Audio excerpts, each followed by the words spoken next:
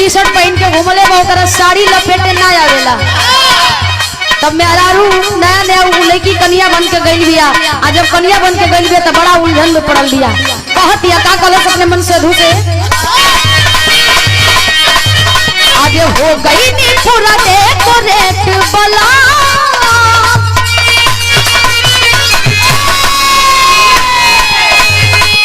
हो गई नी पूरा डेकोरेट बला कन्या ऊपर नीचे सेट बला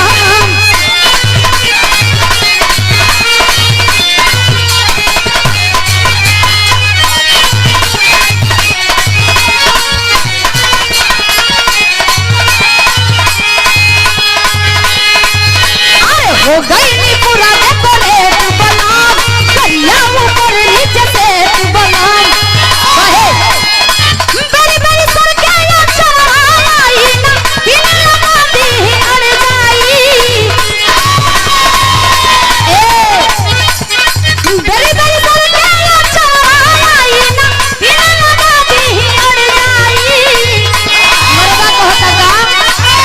अरे सड़िया पा आहा सड़िया पा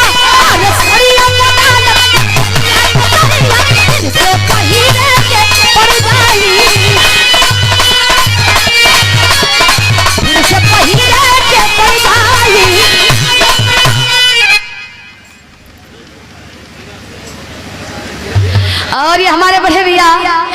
संजय शर्मा भैया बड़ा स्नेह बड़ा प्यार बड़ा आशीर्वाद देवे नी महाराजगंज से भैया के देख रहे कि नमन के कार्यक्रम में कई गुनोट बा ये सुंदर आशीर्वाद दिल गई आधी ना हमेशा मिलेला और आगे भी मिलत रही ये आशीर्वाद प्यार अमन के चाहिए ये सुंदर पुरस्कार के साथ 500 रुपया दे के आशीर्वाद दिलवानी संजय भैया के द्वारा बहुत बहुत प्रणाम बा सभी पंच के प्रणाम पहुंचे देखा लोगों का फरमाइश रहा सबका डिमांड रहा अब तो का डिमांड हम पूरा करे जाता नहीं अब खुश बड़ा जानो एकदम खुश रह जा हम कोई के दुखी देखा लेना चाहिए ये गाना वायरल रहल आज भी बा आगे भी रही है मैं उम्मीद बा इंस्टा पर भी ट्रेंड में बा बड़ा हर रोज रील्स बन जाता बड़ी स्नेह मिलता एक बिट्टू भैया लिखनी और विजय चौहान भैया गौले रही लेकिन हम अपना अंदाज में गौली आप लोगों ने भरपूर प्यार आशीर्वाद देनी कोनो कमी कसर ना छोड़नी कैसे देखा नाम अक्सर काफी लोगों के मुंह हम सुना थी कि ये बुलेटवा वाली है नाम में पड़ गई बुलेटवा वाली ए रउआ लोगन का आशीर्वाद बा प्यार बा स्नेह बा उ लइका कहे का लग रहे ये लगे देवरा रोजे रोजे चले नया चाल राजा जी भैया का फरमाइश रहलो देवरा रोजे रोजे चले नया चाल राजा जी हई गुलाब जामुन आते दान राजा जी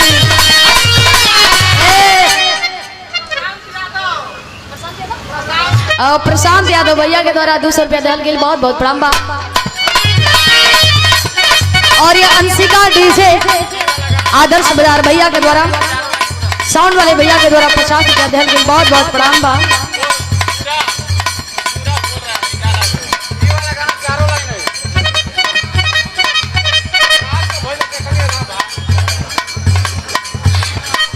और हमने भैया कल्याणपुर से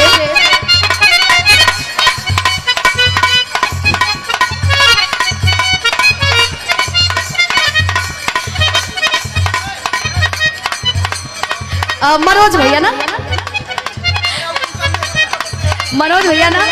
कल्याणपुर से भैया के द्वारा पुनः ही 200 रुपया दिल गई बहुत बहुत प्रणाम बा सकल पंच के प्रणाम पहुंचे आशीर्वाद के कामना हो कहे का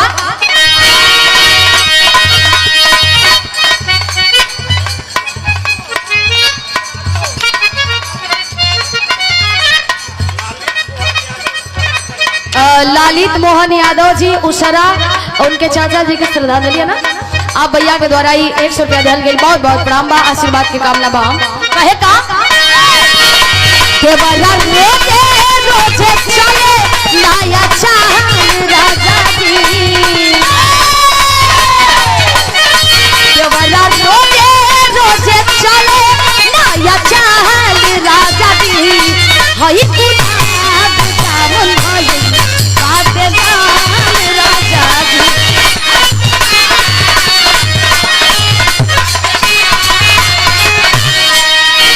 शुरुआती लाइन से गाइए। शुरुआती लाइन दूसर का बेरी गा दे भैया, शुरुआती लाइन दूसर का बेरी गा दे। ले जा ले जा ले जा।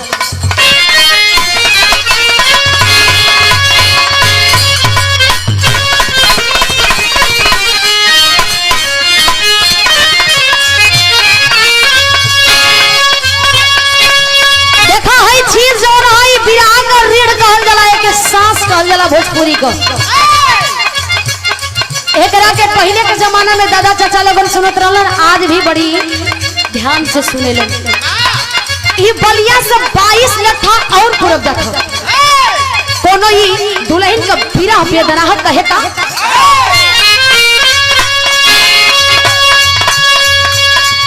हो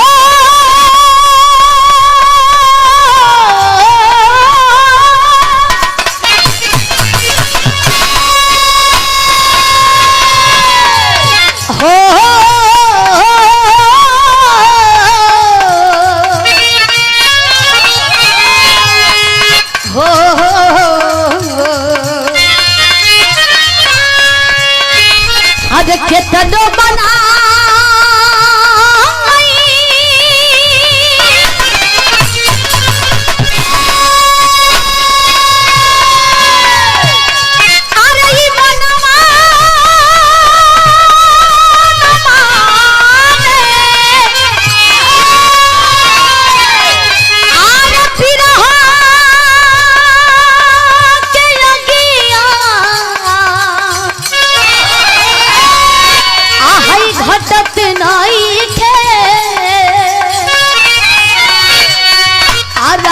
तोहरा बिना